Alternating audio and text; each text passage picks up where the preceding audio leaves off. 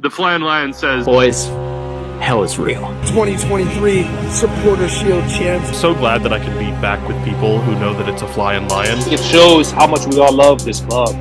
Yeah, just a fan of the sport, you know. It's definitely tougher to be an academy player than it is a pro. In this club, you don't play just for the club. You play for the fight. Jersey swap, car of the week, trivia question of the week. Welcome back, everyone, to another edition of the Flying Lion podcast. What a week for FC Cincinnati. 2 wins, 6 points, top of the Supporter Shield lead, Sam, for the MLS. We're feeling super good here recording on this Monday.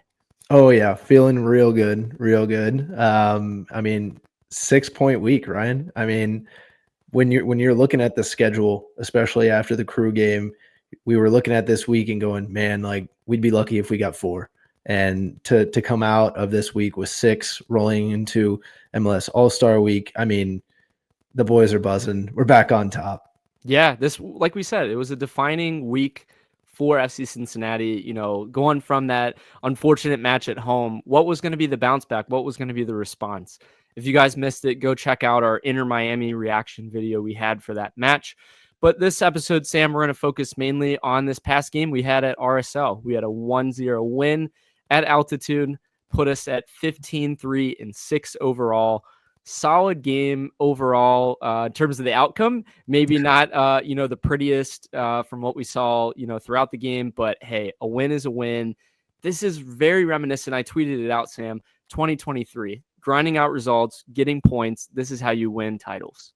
Absolutely. I mean, once again, like game after game, this team finds a way. And regardless if it's going to be by 1 goal or not, or multiple goals, like you said, they find a way and they grind it up. Yeah, no, absolutely. I think, like I said, short rest, going from Wednesday to Saturday, then going to travel and play at altitude. Kind of an interesting note with this one. Playing at RSL, Sam, 4,500 feet above sea level, the second highest in the MLS. How does that affect a team that's, playing in the middle of the summer, just played, your rival match, you played Miami. It was a big emotional match with that one. And then you go and you play at altitude, maybe a little shorthanded as well without Kevin Denke.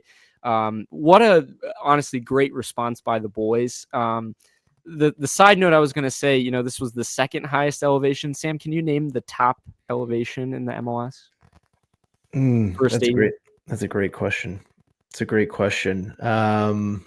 Maybe Seattle, maybe LA. It's actually Colorado. Colorado is about that makes sense. 5,200 feet above sea level. So I think Dick's Sporting Health Center or something like that. But yeah, so they're the second highest though at RSL. It's all good. I think this plays into the relevancy of this episode in looking at the lineup. Sure. I think, tired legs plays into it. I'm one that I always want to put our best foot forward, but seeing the injuries we've had mount over the years and with all of the competitions in the MLS, multiple games, within these weeks and everything, you have to at least have some sort of change. So you see the lineup come out with Roman Celentano. You get Lucas Engels back at left wing back. Hadebe makes his first start since June 28th, coming at Orlando. Robinson was back in the middle. Flores actually is coming back and starting on that right center back. And then Alvis Powell, Sam, kind of interesting. We've seen him a lot at right center back.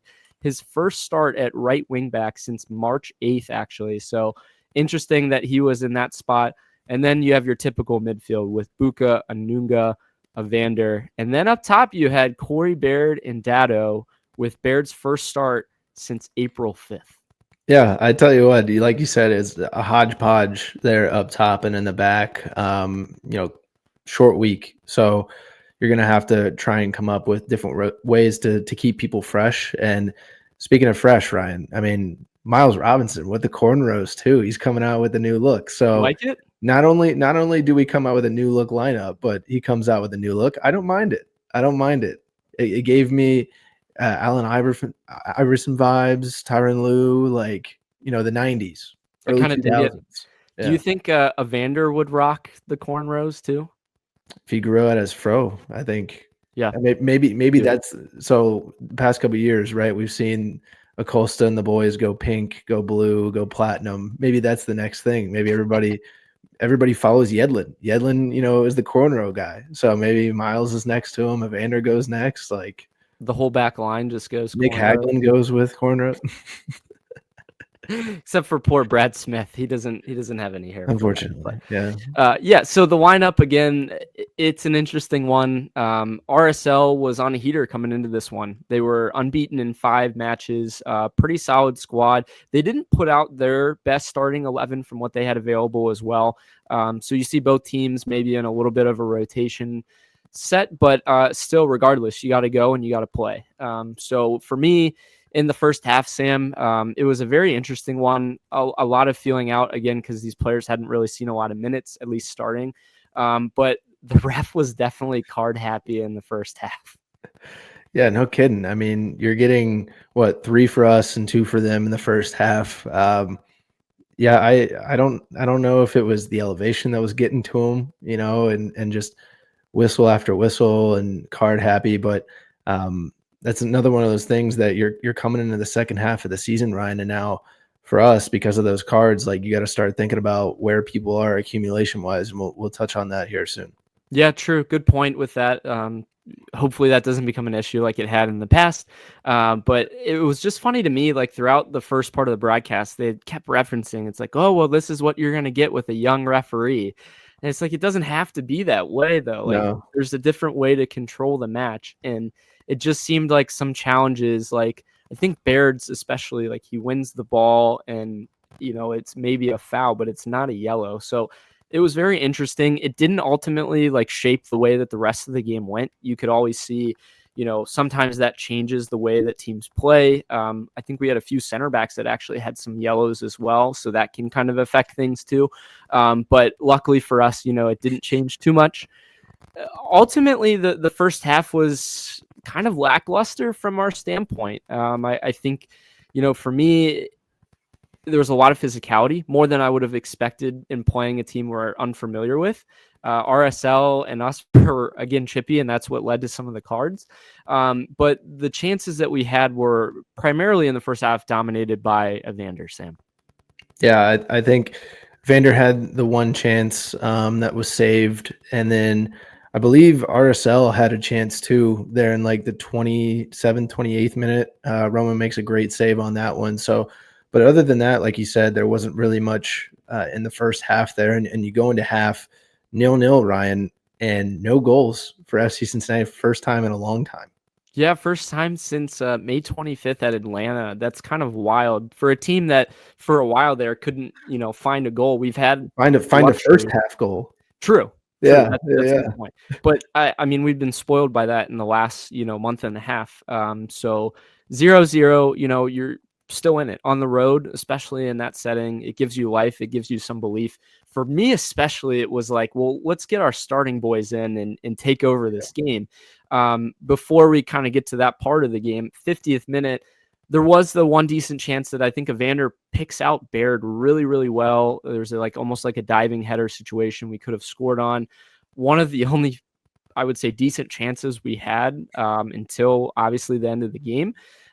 Because in the 63rd minute, you start to see some of this change. You see Yedlin, you see Kai Kamara, you see Luca Orishano come in.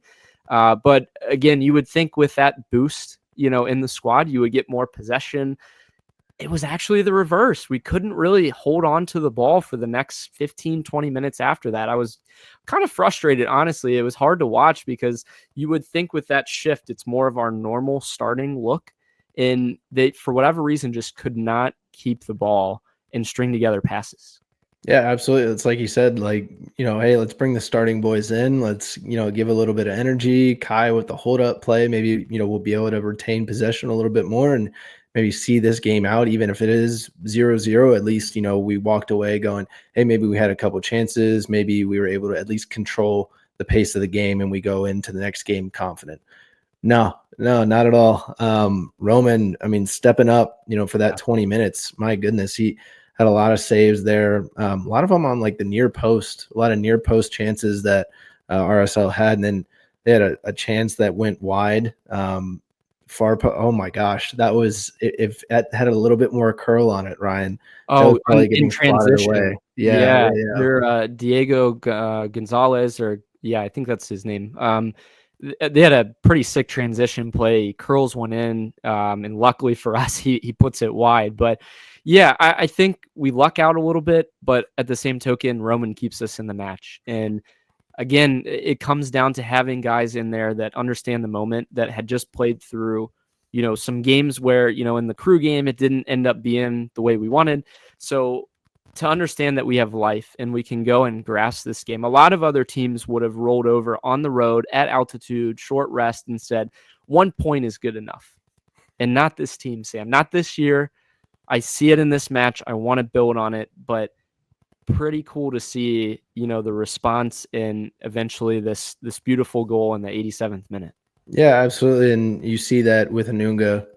It all starts with him being able to drive forward, something you really don't ever see from Anunga. He kind of starts dribbling the ball forward. You're like, oh, geez, like pass it off, do something. Like he's dribbling into like 2 or 3 guys, but he's able to hold off the defender and plays it to Orishano. And oh my gosh, they gave him too much space. They gave him way too much space. And my goodness, what a shot by Orishano. Being able to hit that to the right side of the netting, curls in, like just in between, inside the far post there. What a strike. Unbelievable. I was freaking out watching this just because it kind of came out of nowhere. Again, they had dominated possession and chances, and then Anunga just hits another gear, drives it down, creates the space, and I don't know if they felt like, oh, well, it's not Evander on the ball. Let's kind of respect it a little bit. And he just whips this ball. We've seen him do it from the right side of the field, on his left. But from the left side to curl it back post like that, unbelievable shot by him. He's got it in the bag. That's the thing for me is people should know, he hasn't shown it as much this year, but this guy has it in the bag to do something like this. And man, did it come in a nice moment. Yeah, absolutely. And shout out Anunga though. I mean, Ryan, this is something that we hadn't seen from him ever. Yeah, his first ever assist in MLS play. That's 130 appearances. He had 1 goal in 2021, but his first assist. And, credit for him in this one for finding Luka, even if it is a simple pass, but it's finding the open guy at the top of the box and letting him just do his thing. So, again, awesome moment. 87th minute too, so kind of a dagger, in some ways, because we didn't score too early, Sam. So yeah, late on in the match, and then we just we hold in. You see Luna comes down and beats 4 of our defenders towards the end of the game. Incredible run by him. He's a solid player, but we hold it out. We had, the luxury of having birthday boy Matt Miazga, who shares birthdays with Sam. Shout out to Sam, by the way, on his birthday too. I appreciate that. But Miazga comes in with 4 minutes left, and what a luxury to have that guy coming off the bench and to see it out.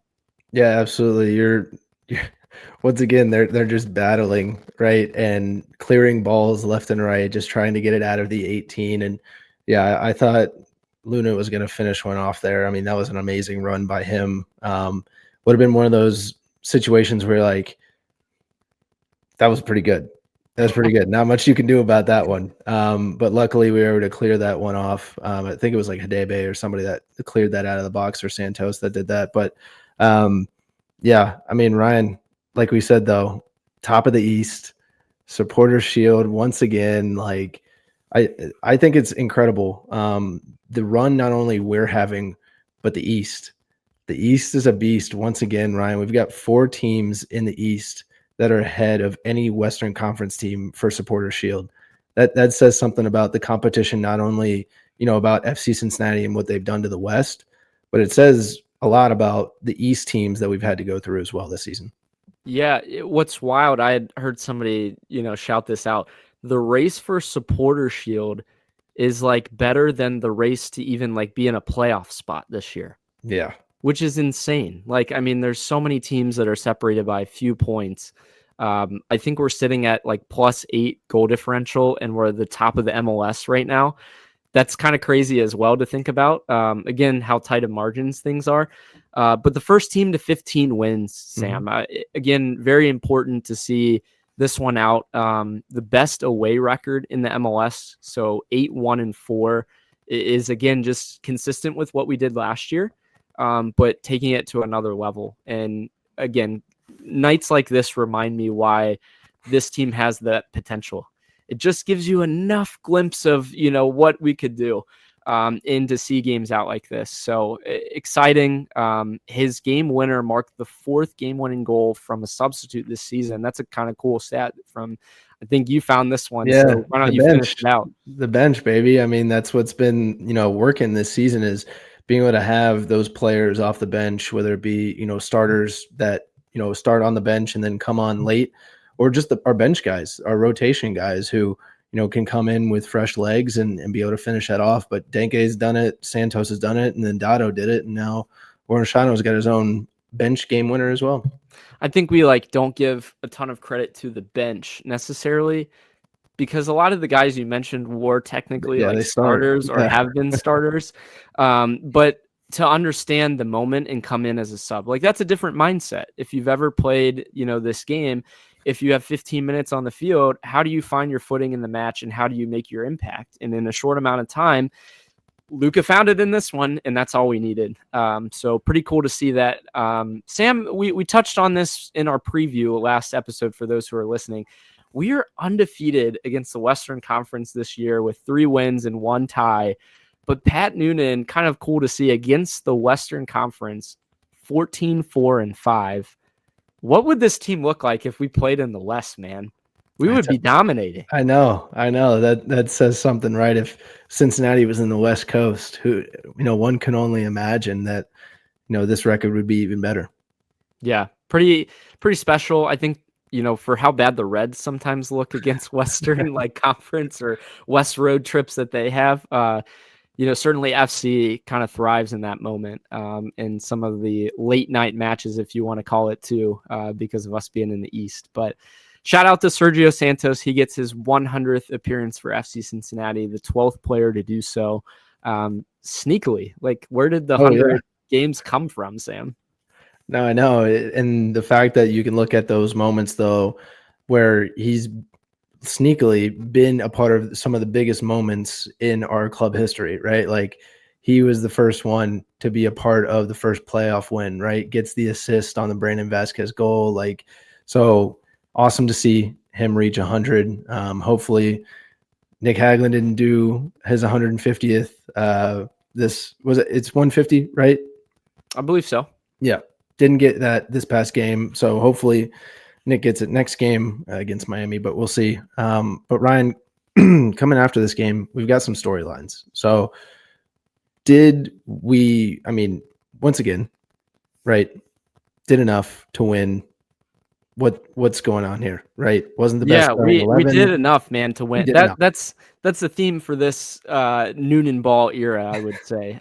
Good enough. Finding a way to win matches in the MLS. You've seen so many coaches just crash and burn and not be able to figure out the close games. And, it wasn't our best starting 11. We had 3 matches in 7 days. You had late subs that could come in and make that difference. We've talked about this time and time again. I don't think we've ever put the stat out, but the 1 goal wins. So since 2023, 40-10 in 1-win games. The next best team, Sam, Seattle with 22. That's a wild stat. That's crazy. That's 40 wins. It's seeing out matches, as much crap sometimes that we give, the team about how to see it out. They find ways to win. And I think for us, would we love a prettier soccer, a little bit more possession base or, this or that, but you can't argue against results. No, you can't. That's the biggest thing. I think, obviously Noonan has shifted the mindset, right, of this club when he first came in and has been able to kind of honestly reiterate that, right? Even game to game, right? If we win a game, he's like, I just want to focus on the next one. And so that's been the mentality, is just get 3 points. Just get 3 points. It doesn't matter how, and we'll fix it next game. Yeah, and honestly, to tie into that, I talked about it in the last episode, was the fact that we haven't lost 2 matches in a row this season in MLS play. So I want to see the stat for him and losing matches. Like, how many times have we lost back to back? Probably hasn't been that many. I don't remember a time where we've gone, maybe last season, towards the end of the season, we had, 3 or 4 games here and there, but that's not typical for this team. That's not the response. Like, his teams respond in a positive way and say, this is the winning culture. This is how we do it here.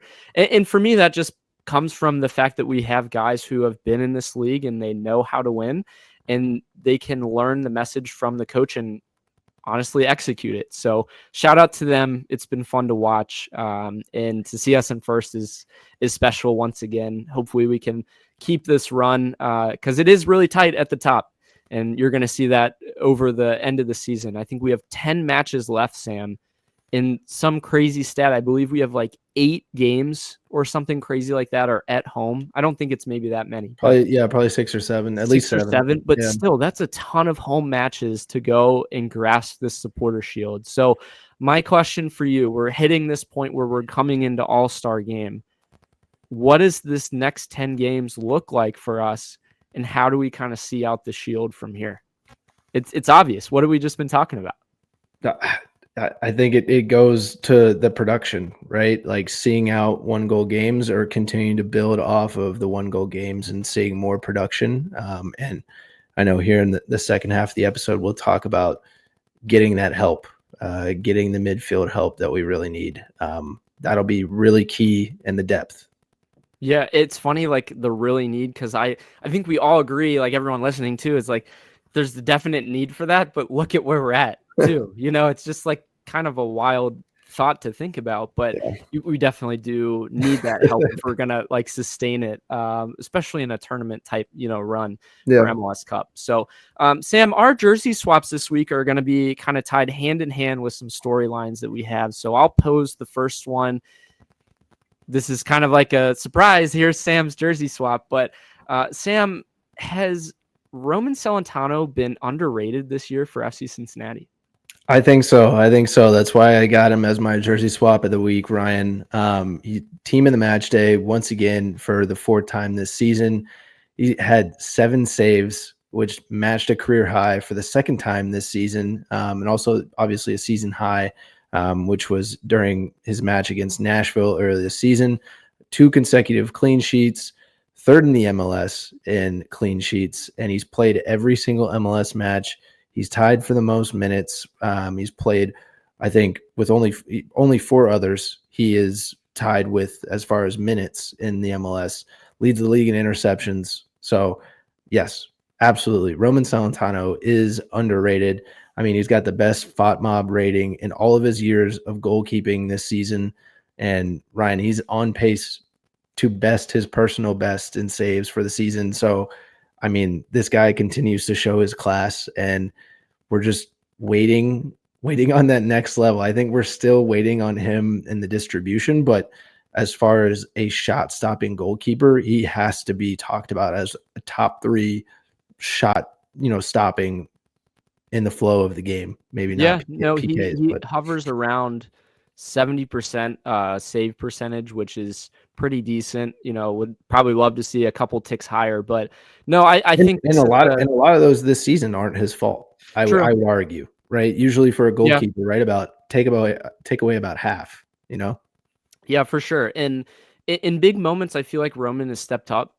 Even if you look at the Crew match, like an own goal, nothing you can really do about that. Yeah. The one at the end wasn't really necessarily on him. The deflected goal, so minus the Crew match, I really feel like he's had some big moments playing against Chicago. I think he was a inspired goalkeeper in that one, but he really kept us in the match in this one. And I can't stress that enough. Like, he had some solid saves and big moments that kind of led to the team to be able to go and grasp those 3 points. So we wanted to give Roman his flowers because, again, he's been underrated this year for us.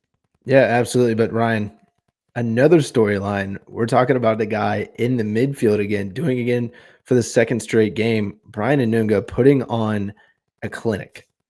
Brian Anunga has been the stopgap for FC Cincinnati, Sam. He's my jersey swap of the week because this guy had an awesome game. 90 minutes, 60 touches, 1 assist, his first one in the MLS. 37 of 41 in accurate passing, 3 of 4 in successful dribbles, 2 tackles, 7 recoveries, and 7 of 12 duels won. He's a force to be reckoned with. And I mean, it's just been fun to see him come in and be Obi-esque, but to do things in a little bit different way from Obi, but in his own unique way. I think the partnership with him and with Buka has been quite the surprise for, guys that haven't necessarily even played together. He's now been in 21 MLS matches. Anunga has 14 starts for us. And I've really seen that connection only grow, especially in big moments. You see it against Miami. You see it against RSL, who has, by all means, a pretty decent midfield. So shout out to Brian Anunga. He's killed it. Yeah, absolutely. I couldn't agree more. I mean, like you said, he slots in for Obi, and there's not even, a beat that's missed. And in this game, he gets his first assist in the MLS. And I mean, come on, like what a week for this guy to being able to shut down Messi, to shutting down RSL and helping honestly get 2 clean sheets in a row that are just on, just as much on Roman as it is on him. So in the defense and everybody. So, I mean, big shout out to Anunga being able to, like you said, stop the plug, be that guy, first line of defense in front of the defense there. Yeah, we thought like there was going to be a huge hole, and like no discredit to Obi. Like Obi's still a great player, but having Anunga in there, like you said, it hasn't skipped a beat, and that's what you want in champion team. It's next man up, and I think he's really grasped that. Now, the stat I found that was kind of interesting: he's played almost 1,300 minutes, Sam, the second most of his MLS career actually already. 1,500 minutes he played in 2021 with Nashville. Do you think sustainably, like we can see this many minutes, 90 minutes every single match for Anunga, or at some point, do we really need somebody to step in and to maybe fill in a few games? I think he's up to the task, honestly, from what I've seen. It doesn't feel like he's going to let anyone take it from him. No, and I think the break comes at a good time, being able to not only have the MLS All-Star Week, but we're going to have Leagues Cup as well, coming up here soon. So hopefully he himself will get a little bit of a break, especially if we're able to play some of the younger guys or bring in, somebody fresh off the transfer window to be able to help out with those minutes. Yeah, great shout. For a lot of guys, it's very nice timing. We weren't really terribly banged up from what we know, but it's always nice to have a little bit of that break. I think All-Star weeks traditionally have been a little bit longer. Yeah, I was about to say that seems a little short. We do have a match on Saturday. Like it's not like it's sustained, terribly long, but yeah, do the guys get maybe an extra training day off? And what does that look like? How does our staff manage that? Like they've done this before. I think they know what they're doing. So I'm not worried about that. But before we do go to a little break here, Sam, our trivia question of the week presented by Goals TV. This is in relation to Roman Celentano and his big moment that he had in this one. What is the FC Cincinnati record for clean sheets in a season? You can give me players if you want. Or you can give me just the number or what year, what your thoughts are. I'm trying to think of when we had a lot of clean sheets last year. I think towards the end of the season didn't really help us out, like you said. And I think it kind of just fell off a little bit at the end of the last season. So I don't think it was any time last season. Maybe 23 is when it happened. I'm going to, of course, go Roman because he's been the best goalkeeper we've ever had. So he probably has the record. I'm going to go 11. I'm going to go 11 clean sheets in a season. Sam's locking in 11. And with Roman, you guys will find at the end of the episode if he was right. We'll be right back. Hey, everyone. Just a quick message from Ryan and Sam here at the Flying Lion Podcast. We wanted to share some exciting news with you. The Flying Lion Podcast has officially partnered with Chatterbox Sports. We are very excited to be a part of the Chatterbox community as they have proven to give you the very best coverage of Cincinnati sports thus far. For those who are new to the Flying Lion Podcast, we cover FC Cincinnati news, game recaps, analysis, and unique segments such as our trivia question of the week, jersey swap of the week, card of the week, Give us a listen on our post-match shows on every away game on Chatterbox YouTube and our weekly episodes wherever you get your podcast. Thank you again for your support. Welcome back, everyone. Thanks for joining us tonight on a 2-win week for FC Cincinnati, top of the Supporters Shield once again. Hopefully we stay at that point and win another trophy. That'd be pretty nice, Sam. That would be nice. Another maybe Supporter Shield trophy, 2 shields would look real good. 2 dishes, 2 dinner plates, not bad. I like it. That's a party. That's a grouping at that point. Yeah. But maybe a cup after that as well. We're thirsty, Ryan. We're thirsty. We certainly are. We're gonna roll into our cards of the week. Some fun ones for everyone tonight. I'm interested, Sam. What do you got? Yes. So my card of the week is going to be the fact that the 2025 Adidas and MLS Archive collection came out last week, announcing the 3rd jerseys that would celebrate kind of the style 90s, 2000s of 10 MLS clubs in their cities. There were 5 clubs last year that were featured, so a little bit more this year. Charlotte and Nashville are both receiving kits before FC Cincinnati did. Charlotte debuted in 2022. Nashville debuted in 2020. This would have been a perfect year to give FC Cincinnati a kit like this for their 10-year anniversary. While FC Cincinnati did have their own 10-year homage kit, a throwback with the USL Championship logo would have been sick. Yeah, dude, I think this is a great shout. What are we doing, guys? Like, what's the history in Nashville soccer? Like, their shorts are jorts. Like, if you guys have seen this, like, please go and screen grab this and put this attached so people can see this. But they have jort shorts, for the soccer team. And while, like, there are some sick ones, I will agree, like, there are pretty cool ones. The fact that Charlotte and Nashville got in before us and we've been in the league longer, that's ridiculous.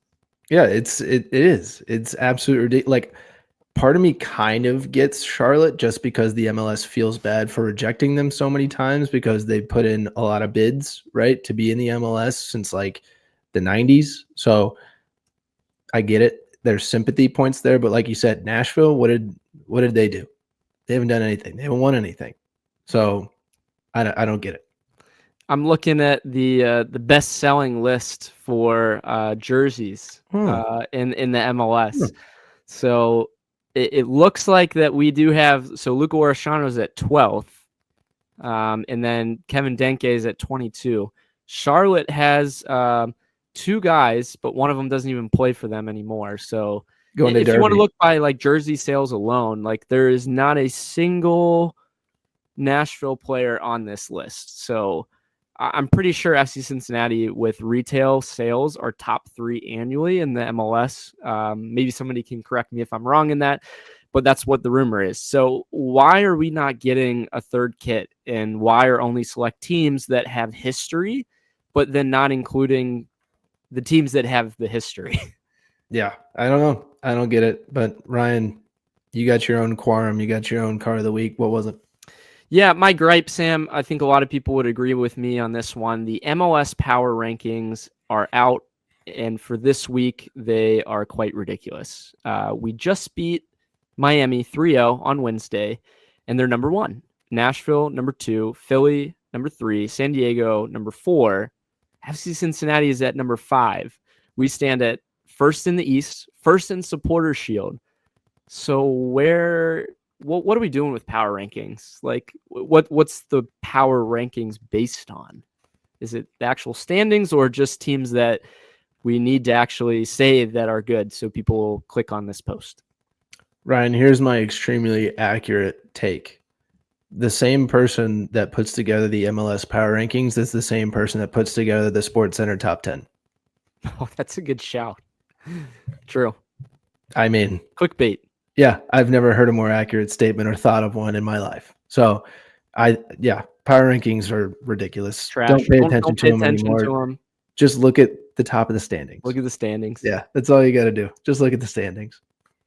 Yeah, I've just been frustrated by that. Like, consistently, like we are out of the top 10, I think. Yeah, we were 7 or 8 last week? Yeah, and then the week before that, we weren't even in the top 10, I'm pretty sure.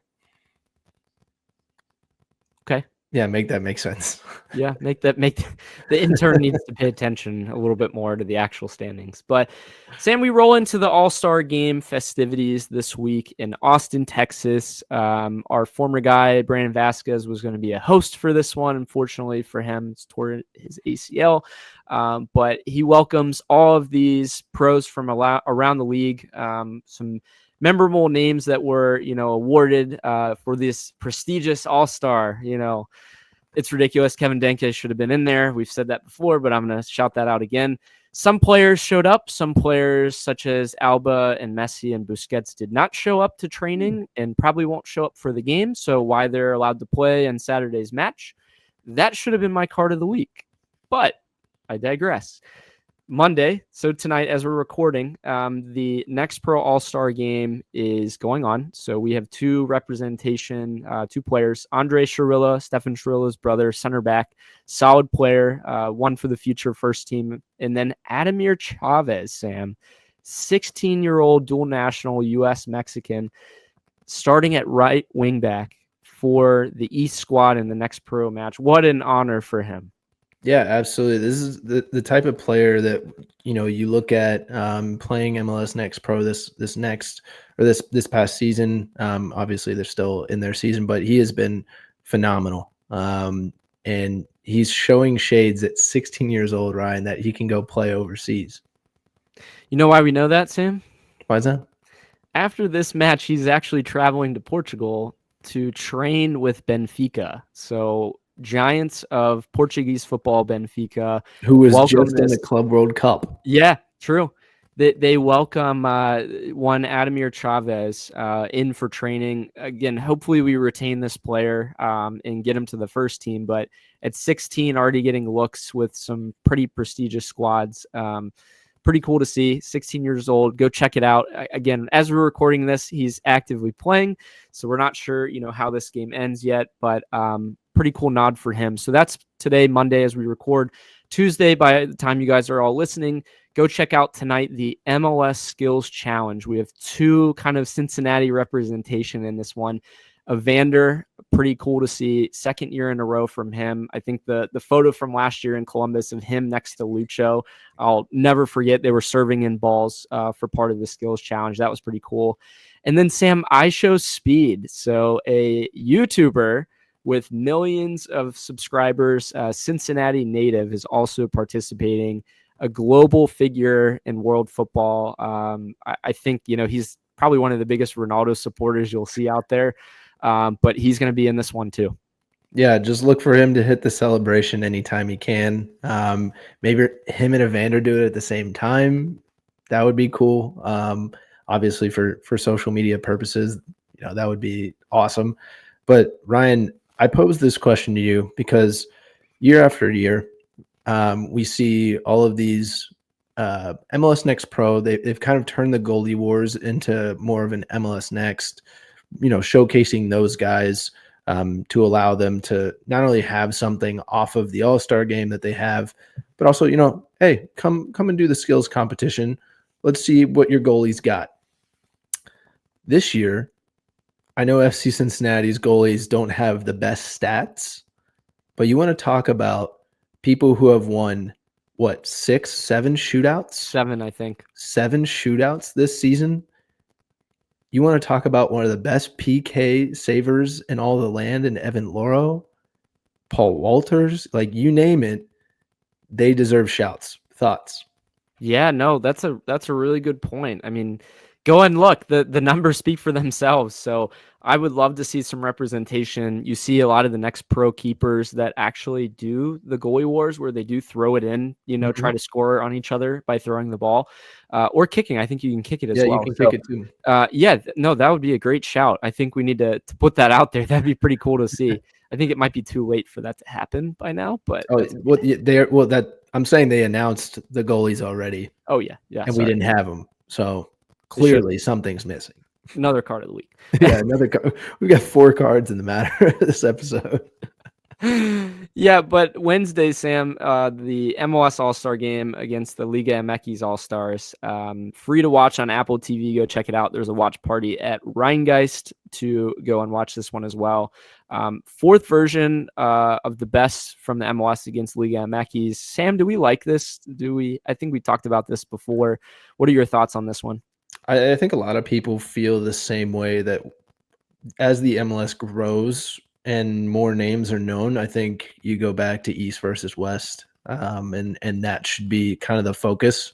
The Liga MX is nice, being able to play up that clash, but you already have it in Leagues Cup. Like a week later. Yeah, a week later, and you play most of them in Champions Cup too. So I feel like it's a little oversaturated.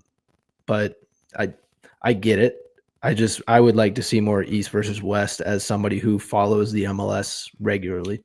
Yeah, they're trying to force the, partnership of the leagues, and it's one of the things, like you see Pedro Vite of Vancouver just gets traded from Vancouver to go play with Pumas for like $8 million, a young player who by all means should have probably stayed in the MLS to make this league better, and is going there. So I'm kind of upset about that, in a way. And again, like you said, it's kind of oversaturated in some regards. Like the timing of it, playing in Leagues Cup, a week or two later, where all these guys are coming, to the US. For me, the thing that I don't understand, Sam, you have this All-Star game on Wednesday, and then they have MLS games again on Saturday, and then you go play Leagues Cup. Why not have MLS All-Star break lead into Leagues Cup? Why have one more MLS match between? It doesn't make any sense. It's just poor scheduling. That's what that is. We've talked about that at nauseum.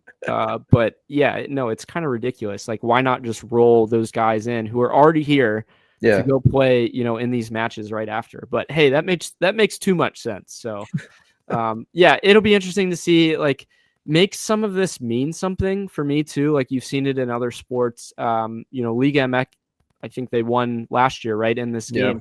What does that mean? What comes out of that match? Like, I think before we've seen in what baseball decides, like, who gets to host the World Series or the first, game, make it mean something. And I just don't feel like there is anything to that. The way they had attempted to do that before, I'm going to say attempted because this got squandered. So I mentioned it earlier on in the broadcast. I mentioned it early on in the episode. Messi did not play in the All-Star game last year or the year before. I forget. No, it was last year. It was last year.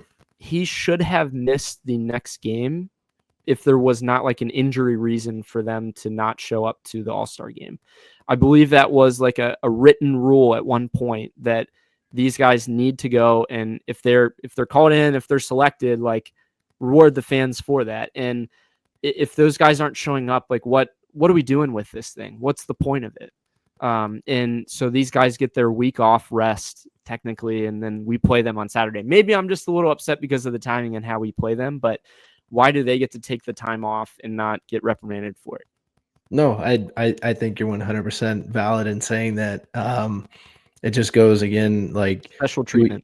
Do we do like a money thing, right? So people are more invested in playing because clearly Liga MX has a lot of money that taken in our MLS guys. But Ryan, to lastly speak on the MLS All-Star game, the jerseys, right? We saw the jerseys come out a while ago, and really just hoping for more, especially from a team like Austin, who honestly, Austin's usually got some pretty decent jerseys. True. That's a good shout. For all the design and all of the creativity that comes out of that city. You get jerseys that are plain, like they're plain white with like the generic Adidas stripe, I believe.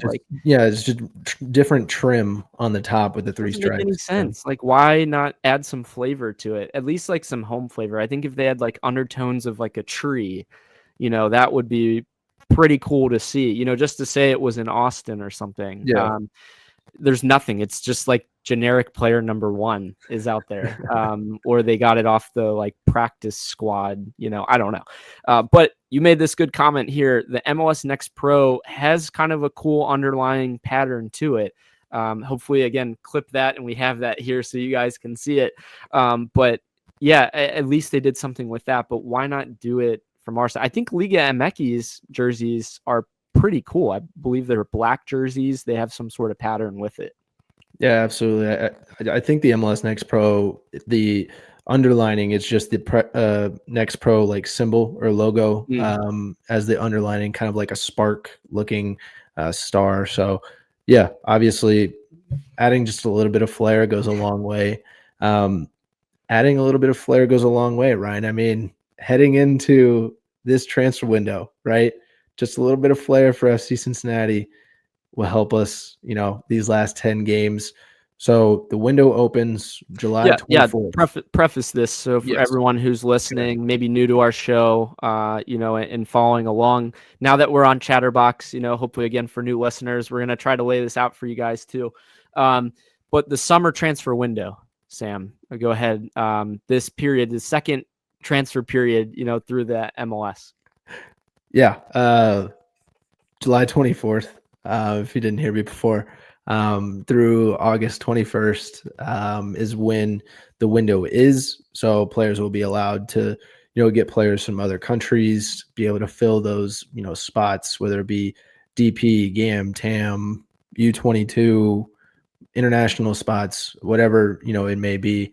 We already have one player coming in, Ender Echenike. He's coming to join the team hopefully later this week in training when the window opens. That would be great. But Ryan, rolling into this transfer window for FC Cincinnati, I know we've talked about this a lot formation-wise for the how the roster looks, the roster formation, and the DP spots, having 2 right now. Do you think it just remains the same and we go after U22 spots, or what are the thoughts? Yeah, I've seen, Matt Doyle puts out Eastern Conference, most need, for each team. And his thought is we don't have the GAM to necessarily even go and to make this happen, to even switch to anything else. I still think there's a little bit more flexibility than we always think. If they wanted right now, I mean, you only have U22 guys, I think 2 of them, right? Between Flores and now with Ender. So could you technically go and get that third and rearrange some things? You probably could. It'd be a lot of reworking and maybe buying out some players or waiving some guys as well. So I think personally for me, you probably stay for U22 and keep it that way with the 2 DPs right now. Just again, because of high salary guys and all this that we have. So to kind of, I guess, set the tone next for the other question would be buyers or sellers, Sam, in this transfer window, or both? Yeah, I think we're both aligned here in saying that we are both. We're going to be buyers and sellers, hopefully. And that means, selling off some guys in order to bring some guys in. I mean, we need to make, some bold acquisitions here while smartly offloading or reallocating some of that cap space that Ryan mentioned, the international U22 spots. But yeah, I mean, Ryan, any thoughts on, any players or any things that we can do to offload first so that way we can add? Man, the talk of the town is the Kubo situation. Where is this player? Apparently, he had a setback, from his injury that he had come back, I believe, towards the end of June, played for a few minutes, and then we lost him again. So he had a setback from that. That's the official word. The unofficial word, I don't know, what's going on with this guy and how that might open some doors for us. Because he hasn't really been around. Again, I'm just speculating on that. Bear just started. I think that was another player that we thought potentially, is that another look? Is it Santos? Again, I think Santos is more involved behind the scenes than anything in the vibes, obviously too. But speed off the bench, another striker depth that has, experience that might be good for cup runs. But you got to think about how can we be creative? Is it loaning one of these guys even, off of us just for the rest of the season to temporarily open some space? Yeah, somebody else take their pay. Yeah. Why not try some of that with Stefan Chirilla? Again, homegrown player. You're not going to open up a ton of space with that, but things like that, open spots, get creative. I'm not necessarily saying that player, but somebody like that. Or, the thing for me, if we talk about being hard for cash, like if Thomas Muller goes to LAFC, we get his discovery rights. So that opens up some more doors for money for us and potential that we could turn that into an international spot or whatever it looks like. I'm sure Chris is going to get creative and you're going to see a move, whether that is multiple moves, is clearly yet to be seen. Sam, unfortunately, I texted you this morning. Drew Yearwood, the guy I shouted out before, experienced MLS midfielder, just got signed in the English Championship. So he is not available. So struck out on that one. That was going to be my shout, again, for a midfielder that comes in with experience. Kind of an interesting one. Atlanta just dropped Matthias Click, Sam, a former Leeds United, DC United player. He would probably have to come in on a pretty penny if we wanted to see him. He's 35. He's got experience, though. Could he come in and play some valuable minutes? He's going to be worth too much, in my opinion, and I don't think we need that right now. Yeah, I have also seen, Ryan, you make a good shout for the Mueller discovery rights, being able to trade that for an international spot if that's possible. Because obviously Kenji coming in, he takes that international spot, so now we don't have any. So being able to free that up any way we can, could we do that? Another shout, Ryan, that I saw was taking one of our keepers. Obviously, Celentano, we just talked about how underrated he is and how he's been a mainstay, right? Like he's played every single MLS match and doesn't really look like he's going anywhere as far as, going to Europe or going anywhere else, which he fully deserves, looks. But taking one of those goalkeeper, whether it be Khan, Loro, anybody like that, and possibly trading it within the MLS. Where is Alec Khan? Like, does anyone know? He hasn't been on the 18. Hagelin, the past couple of games. Yeah. He's training, but he hasn't made an 18. So what kind of money is that guy making still in the background? And I know everyone talks and raves about Alec Khan. I'm not saying anything bad about the guy, but like if we're hard pressed, if we want to win, yeah, and you have 4 goalkeepers technically, like between Walter with Paul, and like, so yeah, you got to get creative sometimes with that. I don't know what that looks like, but some notable transfers we've had in the past, prior windows, not including loans. So Awazium, obviously of recent memory. We talked about him going back to France actually here recent. Bupenza, Santos, Adi in the past, Fataya Lashe, going back. I believe if you want to talk about who's the player from Red Bulls as well, Florian Villot, I believe as well was another one. Yeah. So, we've had some historic moves, whether good or bad, whichever way you want to look at it. But how can we best, get these guys acquainted? Number one, because you only have 10 MLS matches left. At least you have that little buffer in Leagues Cup. Maybe get a part of the squad. I think Ender maybe is the biggest shout in terms of depth for us. Winger or second striker or right wing back. I think honestly that's where you're going to see him thrive. But the midfield spot for sure is what everyone's going to be looking at. So we'll see where that goes. Yeah, absolutely. I think it's one of those moves where Ender's coming in and that's great. We're really excited to have him. He's going to be incredible, on the wing, be able to add depth. But he was a guy that was not announced, but rumored that was coming in before Obi got injured. Yeah. Right. True. So now that he's going to be coming in, because during that time, we didn't really, I think midfielder we still needed, right? But wingback help was also up there as well. And we get Ender. Striker was the other one. Striker also up there. So do we look back and go, man, like, Ender should be a midfielder, like instead of bringing in a wing back at this point. But obviously, we don't know how the way he plays. Obviously, the way he plays, we're gonna be like, it's worth it every penny. Well, if that sets up a potential Yedlin guy in the future, to step into Yedlin's spot, I should say.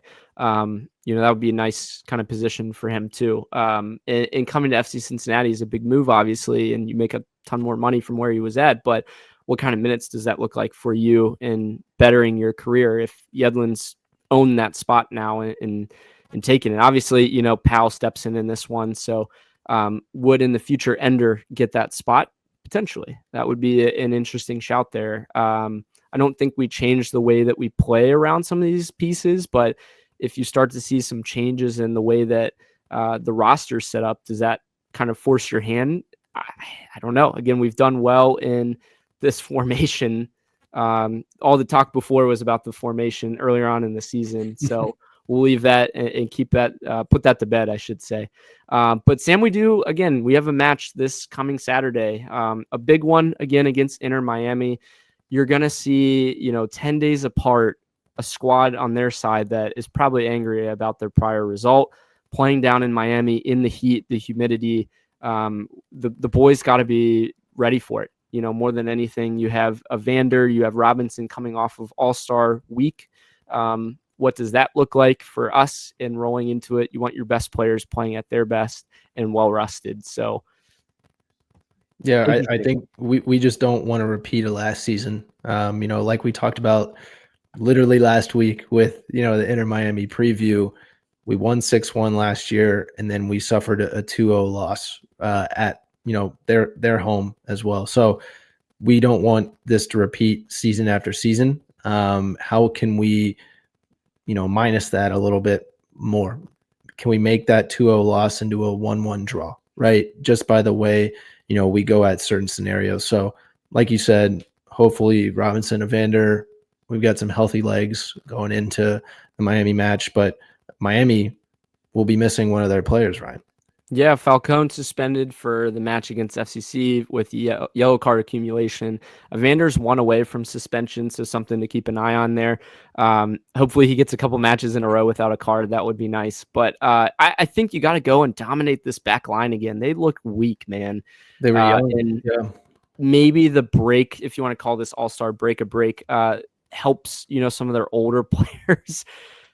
Dude, I hope we can just go in and win and make it kind of a point that, like, look, it's not a one-off situation like a lot of people are saying.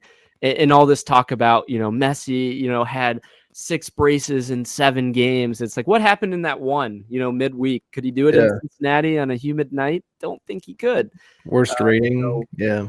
I don't know, man. I don't like an angry Messi. Again, like I've said that before, but I think Anunga and Buka are up for it. They don't care. They're ready to go.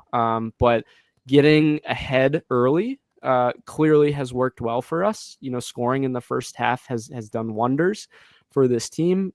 So for me, coming out in the front foot, lineup wise, Sam, it's going to look different than RSL. Yeah, I think you'll see, honestly, a similar lineup to what you saw against Miami the first time. Because we did so well against them. Why not put the same lineup out there again, which, if you guys remember, I believe we had the same mindset the last time we played Miami last season with the sword formation, Ryan, and then it did not go so well for us, so we lost 2-0. It just looked like from the start that they just were not up for that match for whatever reason. Yeah. I hope the mindset is different for sure for this one, and I don't care if you just beat them 3-0. You have to understand, the moment, in some ways too. And you have to go and say, actually, I think for me, the big break is Leagues Cup, if you want to think about it. So if you can get through this one match, you have about a 3-week break before, August 10th rolls around again, another MLS match against Charlotte. So why not, put your best foot forward and say, this is our statement moment. Now, Sam, how does, without Kevin Denke, I think that's the big question is, he'll be out for a little bit. I think he's probably going to be out for this one as well. All things point to that clearly, based on his post that we had seen, earlier last week. But he's back actually doing some strength and conditioning work in the facility. I saw it on his Instagram. So it looks like he actually did stay, at least for now, in Cincinnati and is rehabbing. I didn't see a brace or any sort of thing like on his leg. Maybe it was like a muscle, like a groin or, whatever it is, and they want to just manage it cautiously. But why risk this player for maybe a game like this when you know where you're at in the standings, where you feel about your team, and you have these 10 games left? Get it right, get him healthy through Leagues Cup, and then hit the road for those last 9 games and go from there with a healthy striker, is my opinion. No, absolutely. And that just goes to show the work ethic, right? Like him wanting to be back as soon as possible. And, he could be like everybody else and just go take a vacation a little bit and relax and, get the mind right. Some of our other FC strikers do that before. So this is new. Yeah, exactly. So glad to see that he's just wanting to be back and playing with the boys here in the second half of the season. Yeah, Sam, give me a prediction based on everything we've been talking. I'm going to go 1-1. I think it's going to be a tough game. I really do. And I think this is the match that you see FC Cincinnati kind of just squeak out a 1-point draw. And we kind of take it's not a sweep, but obviously like it's a statement. I feel like it's a statement win against Miami, and hopefully the power rankings look a little bit different.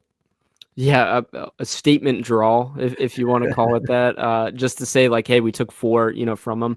I think honestly, I want to go for it. I think a 2-1 victory for us would send a good statement to the rest of the league. Like, hey, I know it's close up top, but we can do it against what they call their best, or whatever. But of note, Rodrigo de Paul going to Inter Miami somehow as a TAM player for a loan situation. But yeah, his current salary is like $8 million for Atletico Madrid. So how does that work? That their squad is maybe paying for all of his salary and then Miami's paying for this much.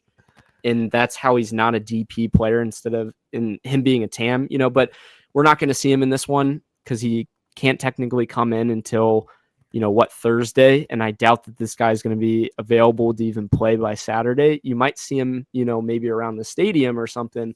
I'm glad that we don't have to play Rodrigo de Paul. He's a solid player, but again, I just, the talk around the league and I hate to say like Taylor Twellman and Andrew Wiebe and this and that about like defending like Miami's so creative in how they did this and look at other teams that have done it in the past. It's like clearly they're making exceptions for this team.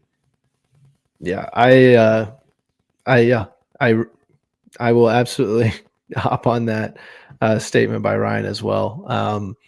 It's not going to be fun to see the camera cuts to him if he's in the stands as well, next to David Beckham in his box and everything like that. And every celebrity he's probably shaking his hands with. Oh my gosh, like welcome to the MLS, the make it make sense league. Right. So, Ryan, on top of that, league. yes, on top of that, FIFA World Cup today is officially 1 year away. The final is 1 year away today, yesterday, when you're listening to this, but Ryan, it's almost here. Yeah, I'm excited about that. Your overall reactions from Club World Cup and your takeaways. What are your thoughts and how that looks like for the World Cup next year? I know it's fresh in everyone's mind just coming off of it, but what are you thinking? Everybody's worried about the weather. It's literally anywhere else, right? Like if you were to play the game anywhere else, you'd have the same issues.